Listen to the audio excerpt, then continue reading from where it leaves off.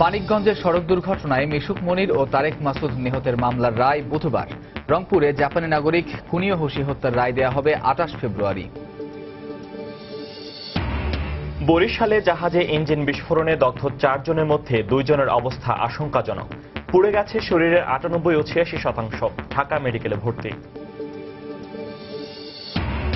ঢাকায় BGB BSF এর মহাপরিচালক পর্যায়ের সীমান্ত সম্মেলন শুরু। সীমান্তে বাংলাদেশিদের অপহরণ হত্যাসহ আলোচনা হবে অস্ত্র ও মাদক চোরাচালান নিয়ে। গাজীপুরে আবাসিক এলাকার ১,০০০-এর বেশি অবৈধ গ্যাস সংযোগ বিচ্ছিন্ন। ৪টি পরিবারকে ২০,০০০ টাকা জরিমানা। অভিযান অব্যাহত রাখার ঘোষণা। এবং মুকুলে মুকুলে ভরে গেছে চাঁপাইনবাবগঞ্জের আম বাগানগুলো। এবারও বাম্পার ফলনের আশা। পোকার আক্রমণ ঠেকাতে বালাইনাশক ব্যবহারের পরামর্শ গবেষকদের।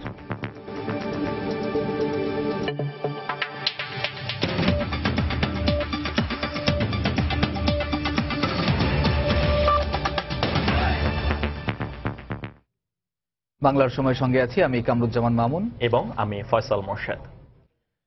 মানিকগঞ্জের সড়ক দুর্ঘটনায় সাংবাদিক মিশুক মনির ও চলচ্চিত্রকার তারেক মাসুদ সহ ৫ জন নিহতের মামলার রায় আগামী ২২ ফেব্রুয়ারি ঘোষণা করা হবে।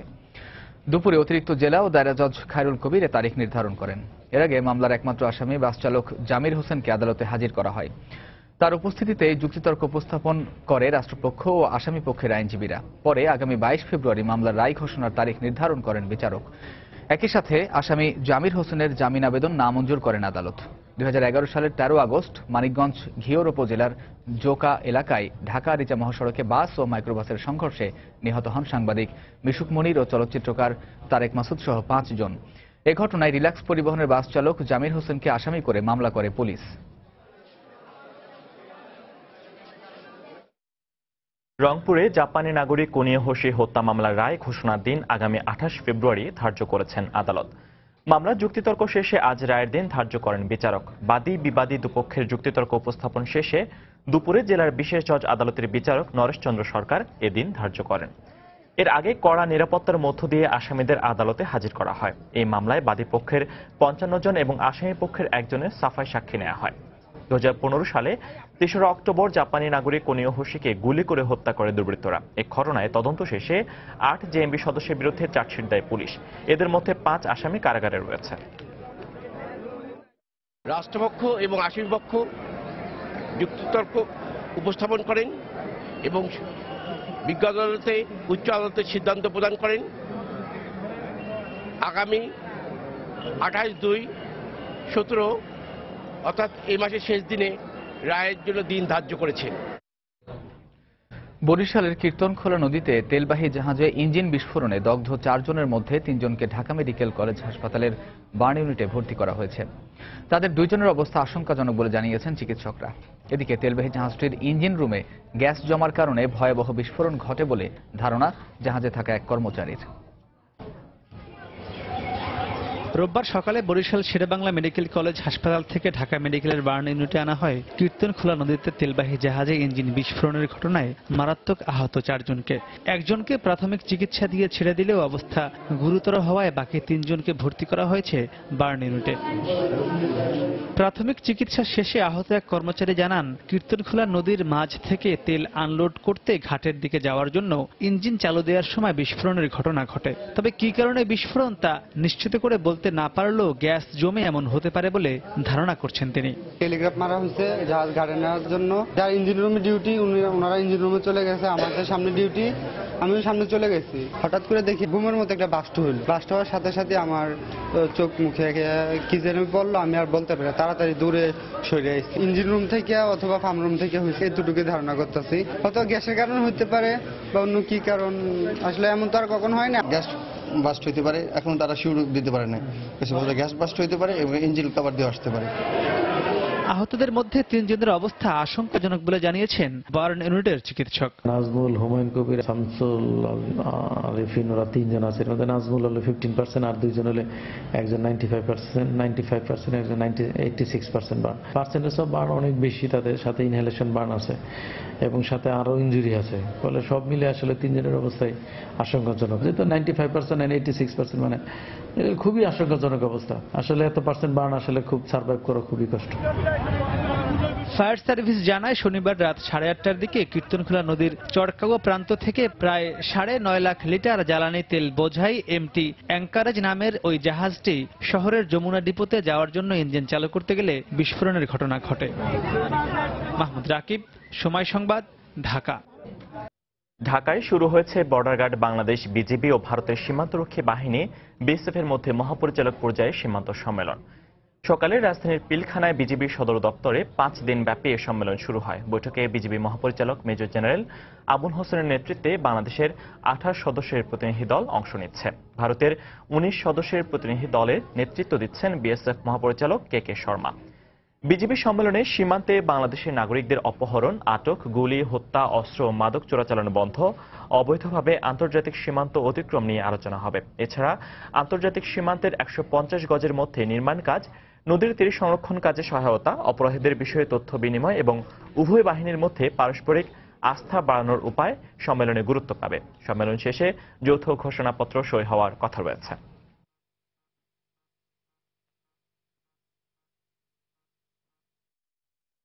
টেকনাফ স্থলবন্দর দিয়ে বাংলাদেশ মিয়ানমার সীমান্ত বাণিজ্যের ট্রানজিট পাস চালুর জন্য অনুরোধ জানিয়ে বিজিবির কাছে চিঠি পাঠিয়েছে মিয়ানমারের বর্ডার গার্ড পুলিশ বিজিপি।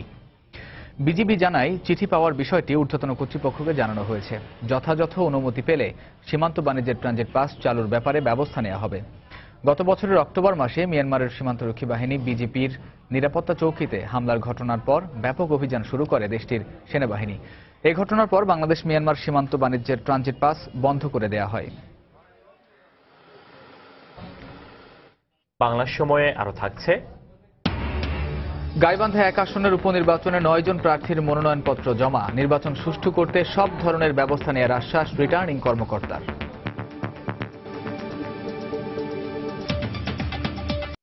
মুকুলে মুকুলে ভরে গেছে চাঁপানবাবগঞ্জের আমবাগানগুলো। গতবারের মতো এবারও বাম্পার ফলনের আশা বাগান মালিকদের। তবে পোকার আক্রমণ ও প্রতিকূল আবহাওয়া নিয়ে কিছুটা শঙ্কা রয়েছে তাদের। পোকার আক্রমণ ঠেকাতে বালাইনাশক ব্যবহারের পরামর্শ দিয়েছেন গবেষকরা। চাঁপানবাবগঞ্জ প্রতিনিধি মোহাম্মদ আল মাহবুবকে সঙ্গে নিয়ে সাইফুর রহমান রকির রিপোর্ট। ক্যামেরায় ছিলেন হাবিবুর রহমান পাপ্পু। গাছে গাছে মুকুল আসতে শুরু করেছে আমের রাজধানী চাঁপাইনবাবগঞ্জে। আম বাগানগুলো এখন ভরে উঠেছে মুকুলে।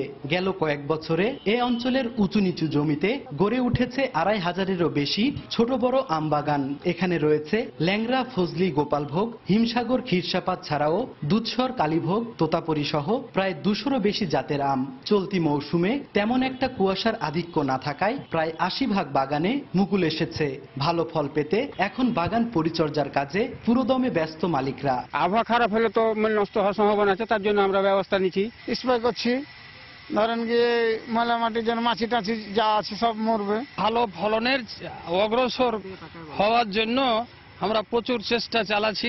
মুকুলে ক্ষতিকর হোপার পোকার আক্রমণ ঠেকাতে আম বাগানের মালিকরা নিয়মিত কীটনাশক প্রয়োগ করছেন। পোকামাকড় এগুলো দমন হয়েছে একবার, আপাতত আবার যেগুলো এখন আক্রমণ হবে আবার স্প্রে করব। বিষ প্রয়োগ করছে কীটনাশক বিভিন্ন ধরনের, যেন এই জিনিসটা হোপার পোকা দমন হয়ে যায়। আর ফল গবেষণার সাথে জড়িত কর্মকর্তারা আমের উৎপাদন বাড়াতে নানা পরামর্শ দিচ্ছেন। 70 থেকে 80% মুকুল এসে গেছে একটা গাছে। আমরা সেই সব গাছে সাইপারমেথ্রিন গ্রুপের অথবা এমিডাক্লোপিড এই গ্রুপের ঔষধ হপারকে দমন করার জন্য, এবং এর সাথে ছত্রাক একটা রোগ সেটাকে দমন করার জন্য ম্যানকোজেব গ্রুপের, যদি এইটা দেয় তাহলে আর ওই রোগগুলো হবে না, আর হপার পোকাও দমন হবে। কৃষি সম্প্রসারণ অধিদপ্তরের দেয়া তথ্য অনুযায়ী এবছর চাঁপাইনবাবগঞ্জে 24,260 হেক্টর জমির বাগানে 2 লাখ মেট্রিক টন আম উৎপাদনের লক্ষ্যমাত্রা নির্ধারণ করা হয়েছে। গত বছর ছিল 1,84,000 মেট্রিক টন। সাইফুর রহমান রকি, সময় সংবাদ, চাঁপাইনবাবগঞ্জ। গাজীপুরে 1050টি অবৈধ আবাসিক গ্যাস সংযোগ বিচ্ছিন্ন করেছে তিতাস গ্যাস কর্তৃপক্ষ। দুপুরে সদরের বোর্ডবাজার এলাকায় অভিযান চালিয়ে এই সংযোগগুলো বিচ্ছিন্ন করা হয়। তিতাস গ্যাস কর্তৃপক্ষ জানায়, বোর্ডবাজারের মধ্যগাছি এলাকার 4টি স্পটে অবৈধ গ্যাস লাইন সংযোগ বিচ্ছিন্নের জন্য দুপুরে ভ্রাম্যমাণ আদালতের মাধ্যমে অভিযান চালানো হয়। এ সময় তারা 1160 মিটার দৈর্ঘ্যের অবৈধ পাইপ ও রাইজার জব্দ করে। বিচ্ছিন্ন করা হয় 1050টি অবৈধ গ্যাস সংযোগ। এছাড়া 4টি পরিবারকে অবৈধ গ্যাস সংযোগ নেয়ার অভিযোগে আর্থিক জরিমানা করা হয়। এদিকে গ্যাস সংযোগ বিচ্ছিন্নের খবর এলাকায় ছড়িয়ে পড়লে প্রতিবাদ জানায় এলাকাবাসী। পরে পুলিশ এসে পরিস্থিতি নিয়ন্ত্রণে আনে। নারায়ণগঞ্জের ২৫০০ জমি নিয়ে সালিশ বৈঠকে আব্দুল বাতেন নামে এক যুবককে পিটিয়ে হত্যা করেছে প্রতিপক্ষের লোকজন। দুপুরে উপজেলার সুলপান্দি এলাকায় এই ঘটনা ঘটে। পুলিশ জানায়, জমি নিয়ে স্থানীয় মিসির আলীর সাথে প্রতিবেশী আব্দুল বাতেনের বিরোধ চলছিল। বিরোধ মীমাংসা করতে দুপুরে ইউপি সদস্য খোকন মিয়ার উপস্থিতিতে সালিশ বৈঠক বসে। এ সময় তর্কের এক পর্যায়ে মিসির আলীর পক্ষে বাতেনকে বেধড়ক মারধর করা হয় বলে জানান প্রত্যক্ষদর্শীরা। গুরুতর অবস্থায় উদ্ধার করে উপজেলা স্বাস্থ্য কমপ্লেক্সে নেওয়া হলে তাকে মৃত ঘোষণা করেন চিকিৎসক। পরে ময়নাতদন্তের জন্য বাতেনের লাশ নারায়ণগঞ্জ জেনারেল হাসপাতালের মর্গে পাঠায় পুলিশ। গাইবান্ধা ১ আসনের সংসদ উপনির্বাচনের মনোনয়নপত্র জমা দেওয়ার শেষ দিনে ৯ জন প্রার্থী মনোনয়নপত্র জমা দিয়েছেন। দুপুরে থেকে বিকেল পর্যন্ত সুন্দরগঞ্জ উপজেলা নির্বাচন কর্মকর্তার কার্যালয়ে মনোনয়নপত্র জমা দেন প্রার্থীরা। শেষ দিনে আওয়ামী লীগ মনোনীত প্রার্থী গোলাম মোস্তফা আহমেদ সহ ৮ জন প্রার্থী মনোনয়নপত্র জমা দেন। মনোনয়নপত্র যাচাই বাছাই শেষে আগামী ২৩ ফেব্রুয়ারি প্রতীক বরাদ্দ দেওয়া হবে। এরপর আগামী ২২ মার্চ সুন্দরগঞ্জ আসনের উপনির্বাচন অনুষ্ঠিত হওয়ার কথা রয়েছে। গত ৩১ ডিসেম্বর গাইবান্ধা ১ আসনের সংসদ সদস্য মঞ্জুরুল ইসলাম লিটনকে গুলি করে হত্যার পর আসনটি শূন্য হয়। আজকে আমি বাংলাদেশ আওয়ামী লীগের মনোনীত প্রার্থী হিসাবে মনোনয়নপত্র দাখিল করলাম। আমি যদি নির্বাচিত হতে পারি, আমাদের সুন্দরগঞ্জটা সবচেয়ে অবহেলিত এলাকা এবং এটাকে সন্ত্রাসের অভয়ারণ্য বলা হয়, এবং এই সন্ত্রাসী কর্মকাণ্ড যাতে সুন্দরগঞ্জে আগামী দিনে না হয়, সুন্দরগঞ্জের মানুষ যাতে সুন্দর পরিবেশে বসবাস করতে পারে, এটাই হবে আমার সবচেয়ে বড় পদক্ষেপ। নির্বাচনী যে সার্বিক প্রস্তুতি যতটুকু নেওয়া দরকার নির্বাচন কমিশন নির্দেশনা মোতাবেক আমরা ইতিমধ্যে নিয়েছি। সুষ্ঠু, সুন্দর, নিরপেক্ষ, সবার কাছে গ্রহণযোগ্য নির্বাচন করার জন্য আমরা দৃঢ় প্রতিজ্ঞাবদ্ধ। আপনাদের সবার সহযোগিতা কামনা করি। সংসদীয় গণতন্ত্রে পরিচালিত বিশ্বের অন্যান্য দেশের মতো বাংলাদেশেও ক্ষমতাসীন দলের অধীনেই জাতীয় সংসদ নির্বাচন হবে বলে মন্তব্য করেছেন বাণিজ্যমন্ত্রী তোফায়েল আহমেদ। দুপুরে ভোলায় একটি বেসরকারি ব্যাংকের শাখার উদ্বোধনী অনুষ্ঠানে তিনি একথা বলেন। এ সময় মন্ত্রী আরো বলেন, মামলায় বেগম খালেদা জিয়া দোষী প্রমাণিত হলে আইন অনুযায়ী নির্বাচনে অংশ নিতে পারবেন না। পৃথিবীর সকল দেশে, যেসব দেশের সংসদীয় গণতন্ত্র আছে, এমনকি রাষ্ট্রপতির পদ্ধতিও ক্ষমতাসীন দলের অধীনেই নির্বাচন। বাংলাদেশেও ক্ষমতাসীন দলের অধীনে বর্তমান নির্বাচন কমিশনের মাধ্যমে নির্বাচন অনুষ্ঠিত হবে। এর বিকল্প কোনো কিছু নাই। খালেদা জিয়া যদি প্রমাণিত হন তিনি নির্দোষ, তিনি খালাস পাবেন। যদি প্রমাণিত হন তিনি দোষী, তার সাজা হবে। সাজাপ্রাপ্ত কেউ তো নির্বাচনে অংশগ্রহণ করতে পারে না যদি ন্যূনতম 2 বছর সাজা হয়। এখন খালেদা জিয়াকে যে রেখে তারা নির্বাচন করবে কি করবেন না, এটা তাদের ব্যাপার। বগুড়ায় মাটির নিচ থেকে মুক্তিযুদ্ধের সময়কার গ্রেনেড, গুলি, এসএমজি এবং এলএমজির ম্যাগজিন উদ্ধার করা হয়েছে। সকালে সদর উপজেলার গোকুলের ধাওয়াকোলা গ্রাম থেকে এসব উদ্ধার করা হয়। পুলিশ জানায়, সেপটিক ট্যাঙ্ক নির্মাণের জন্য আশিক নামে এক ব্যক্তির জমিতে কাজ করছিল শ্রমিকরা। এ সময় মাটির নিচে গ্রেনেড ও গুলি দেখতে পেয়ে থানা পুলিশে খবর দেন তারা। পরে সেখান থেকে 24 রাউন্ড গুলি, এসএমজির 3টি ও এলএমজির 10টি ম্যাগজিন এবং 6টি গ্রেনেড উদ্ধার করা হয়। উদ্ধারকৃত গোলাবারুদ 71-এর মুক্তিযুদ্ধের সময় রাখা হয়েছিল বলে প্রাথমিকভাবে ধারণা করছে পুলিশ।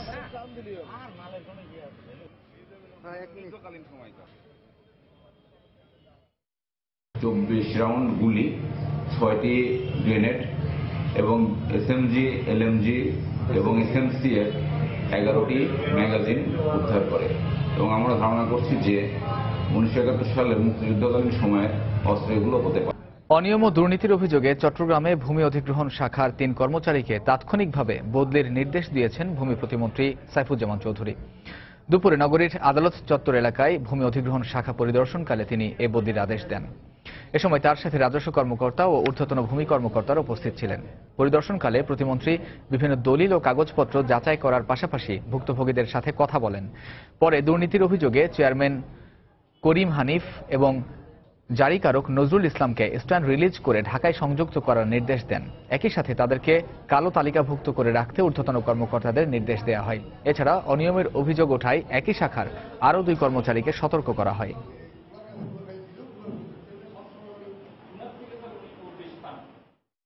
টাকাটা ডিসি অফিস থেকে আসবে, তো ডিসি অফিস থেকে টাকাটা তোলার জন্য এখানে আসলে নানান ধরনের হয়রানির শিকার হতে হচ্ছে।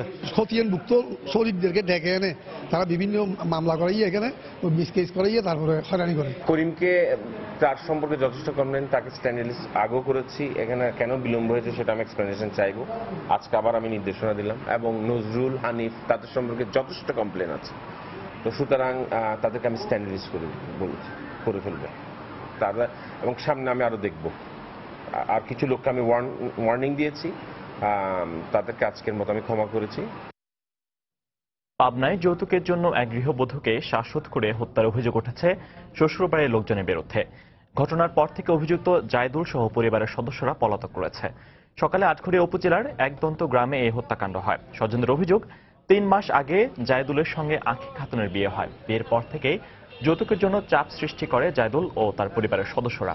এ নিয়ে প্রায়ই আঁখিকে নির্যাতন করা হতো বলে অভিযোগ তাদের। এরই জের ধরে আজ সকালে কথা কাটাকাটির এক পর্যায়ে আঁখিকে শ্বাসরোধ করে হত্যা করা হয় বলে অভিযোগ স্বজনদের। এই ঘটনায় নিহতের মা রুনি খাতুন বাদী হয়ে আটঘরিয়া থানায় একটি হত্যা মামলা করেছেন। মাঝে মাঝেই টর্চারিং করতো এবং কি ফোনে টাকা পয়সা চাইতো। মেয়ের বাপ কি করে দিবে, এই দিতে পারে নাই বলে মেয়ের অনেক ধরনের অনেক রকমের টর্চারিং করছে। টর্চারিং এর পরে তারই করছে কি বাইরে বালিশ চাপা দিয়ে মারিছে। আমি কুষ্টাদিন ফোন দিয়েছ আমার কয়েকে তোর মেয়ে পারিয়ে লাতেছে, আসে তাইতে আমার ভাই মিশিয়ে লাগে ভাই, কেউ নাই বাড়ির লোক, একটা লোক নেই ভাই, আমি সুস্থ বিচার ভাই। রাজশাহীতে গুলিবিদ্ধ অবস্থায় একজনের লাশ উদ্ধার করা হয়েছে। র্যাবের দাবি, বন্দুকযুদ্ধে নিহত কাউসার আলী ডাকাত দলের সদস্য। গতরাতে মতিহার থানার বুধপাড়া এলাকায় এ ঘটনা ঘটে। র্যাব জানায়, টহল দিতে গেলে র্যাবের গাড়ি লক্ষ্য করে অতর্কিত হামলা চালায় ডাকাত দলের সদস্যরা। আত্মরক্ষার্থে র্যাব গুলি ছোঁড়ে। এক পর্যায়ে ডাকাত দল পিছু হটলে ঘটনাস্থলে কাউসারকে গুলিবিদ্ধ অবস্থায় উদ্ধার করে র্যাব। পরে রাজশাহী মেডিকেল কলেজ হাসপাতালে নেওয়া হলে চিকিৎসক তাকে মৃত ঘোষণা করেন। নিহত কাউসারের বিরুদ্ধে হত্যা, ডাকাতি সহ 4টি মামলা রয়েছে বলে জানানো হয়েছে।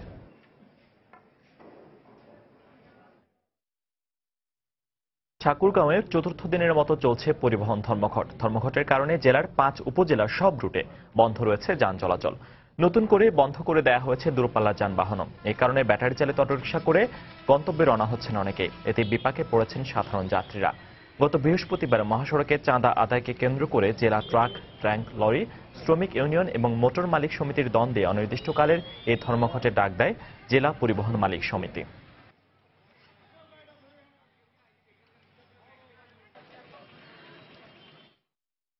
আমরা যারা সাধারণ মানুষ, তারা যাতায়াতের জন্য আমাদের অনেক সমস্যার সম্মুখীন। পেট্রোল পাম্পে তেল পাওয়া যাচ্ছে না, তারপরে আপনার এই যে স্কুল কলেজগামী শিক্ষক ছাত্রছাত্রী, তারপরে আপনার এই যে যারা চাকরিজীবী, তারা আজকে এখান থেকে শহর থেকে বাইরে কেউ যেতে পারছে না। আদার্স যে ব্যবস্থাগুলো আছে এতে করে বাড়তি টাকা গুনতে হচ্ছে। এখন সবার পক্ষে তো এই জিনিসগুলো সম্ভব না। সুযোগ সুবিধা ছাড়াই কক্সবাজারে নামে বেনামে গড়ে উঠেছে অসংখ্য হোটেল। মৌসুম বুঝে অতিরিক্ত অর্থ হাতিয়ে নিচ্ছে হোটেল মালিকরা, এমন অভিযোগ পর্যটকদের। হোটেল কর্তৃপক্ষের দাবি, প্রশাসনিক জটিলতার কারণে পর্যটকদের জন্য তেমন বিশেষ কিছু করতে পারছেন না তারা। সুজয়দিন রুবেলের তথ্য, মোহাম্মদ ফরাজের ছবি নিয়ে ডেস্ক রিপোর্ট। ফেনীল ঢেউ আছড়ে পড়ছে কক্সবাজারের বালুকাময় সৈকতে, পাশেই সবুজ পাহাড়। সাগর পাড়ের সত্যিকারের মনোরম পরিবেশ খোঁজে বছর জুড়ে হাজার হাজার পর্যটক ছুটে আসেন বিশ্বের দীর্ঘতম সৈকতের এই শহরে। কিন্তু শুধুমাত্র সমুদ্র সৈকত আর হোটেল ছাড়া যেন পর্যটকদের দেখার কিছুই নেই। তাই সুযোগ সুবিধা ছাড়া নামে বেনামে গড়ে ওঠা হোটেলগুলো মৌসুম বুঝে আদায় করছে অতিরিক্ত টাকা। এতে পর্যাপ্ত সুযোগ সুবিধা না থাকায় কক্সবাজার ভ্রমণের প্রতি আগ্রহ হারিয়ে ফেলছে পর্যটকরা। আর জরাজীর্ণ 3 মোটেল নিয়ে নীরব ভূমিকায় রয়েছে পর্যটন কর্পোরেশন। ফরেস্টার মানের বলে 2000 টাকার রেন্টকে ওরা 5000 করে দিচ্ছে, এভাবে কিন্তু নিয়ে নিচ্ছে সবার থেকে। যখন আমি সিজনে আসি, যদি ওদের চাপ বেশি থাকে, 7000 টাকার যে রুমটা ওরা এটাকে 12000 টাকা বানায় ফেলা। এইসব কারণে দেখা গেছে যে আমরা এই জায়গায় আসার ইন্টারেস্টটা হারায় ফেলি। প্রশাসনিক জটিলতার কারণে পর্যটকদের জন্য কিছুই করা যাচ্ছে না বলে দাবি হোটেল মালিক সমিতির নেতার। পর্যটকদের বিনোদনের জন্য কিছু প্রোগ্রাম করার চেষ্টা করি, কিন্তু সেই প্রোগ্রামগুলো প্রশাসনিক অনুমতির যে জটিলতা, এই কয়েকটা টেবিল ঘোরা লাগে একটা অনুমতির জন্য, যার কারণে আমরা হতাশ হয়ে আর এই প্রোগ্রামগুলো করি না। পর্যটন কর্পোরেশনের ম্যানেজার জানান, আন্তর্জাতিক মানের সুযোগ সুবিধা নিয়ে পর্যটকদের জন্য গড়ে তোলা হবে এক্সক্লুসিভ জোন। খালি যেসব জায়গা রয়েছে যেখানে উন্নয়ন করার প্রয়োজন আছে সেই সব জায়গায় একদম আন্তর্জাতিক মানের সব সুযোগ সুবিধা সম্পন্ন এক্সক্লুসিভ ট্যুরিস্ট জোন থেকে আরম্ভ করে ট্যুরিস্টদের দিন থেকে রাত সেবা দেওয়ার জন্য সব ধরনের ব্যবস্থা থাকবে। সবগুলো আন্তর্জাতিক মানেরই হবে। সৈকতের এ শহরে প্রতি বছর 10 লাখের বেশি বিনোদন প্রেমীর আগমন ঘটে। সময় সংবাদ, কক্সবাজার। দেশের উন্নয়ন ধরে রাখতে জাতীয় ঐক্যের প্রয়োজন বলে জানিয়েছেন স্থানীয় সরকার, পল্লী উন্নয়ন ও সমবায় মন্ত্রী খন্দকার মোশাররফ হোসেন। এছাড়া ভিন্ন মতবাদের প্রশ্রয় দিলে দেশের উন্নয়নের গতি কমে যাবে বলেও মন্তব্য করেন মন্ত্রী। সকালে কুড়িগ্রামের ভুরুঙ্গামারীতে একটি প্রকল্পের উদ্বোধন করে তিনি একথা বলেন। আমাদের জাতীয় ঐক্যের একান্ত প্রয়োজন। এখানে কিন্তু অন্য কোন রকম মতভেদ মতবাদ বাংলাদেশের মাটিতে প্রশ্রয় দিলেই কিন্তু আমাদের উন্নয়নের চাকা উল্টো দিকে ঘুরতে আরম্ভ করবে। মধ্যমায়ের দেশে পরিণত করা সুপরিকল্পিত প্ল্যান প্রোগ্রাম নিয়ে এগোচ্ছেন। টাঙ্গাইল ও মাগুরায় ট্রাকের ধাক্কায় 2 শিক্ষার্থী নিহত হয়েছেন। পুলিশ জানায়, টাঙ্গাইলের বাসচান্দা এলাকায় দুপুরে সুব্রত নামে এক শিক্ষার্থীকে পেছন থেকে চাপা দেয় একটি ট্রাক। এতে ঘটনাস্থলেই তার মৃত্যু হয়। সুব্রত টাঙ্গাইল পলিটেকনিক ইনস্টিটিউটের প্রথম বর্ষের ছাত্র।